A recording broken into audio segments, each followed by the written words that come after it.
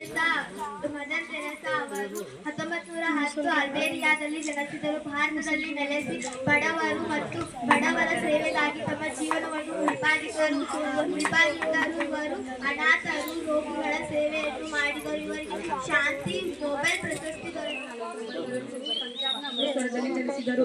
ಭಾರತದ ಮೊದಲ ಮಹಿಳಾ IPS ಅಧಿಕಾರಿ, ಮಾಜಿ ಟೆನ್ನಿಸ್ ಚಾಂಪಿಯನ್ ಮತ್ತು ಪುದುಚೇರಿಯ ಮಾಜಿ ಲೆಫ್ಟಿನೆಂಟ್ ಗವರ್ನರ್.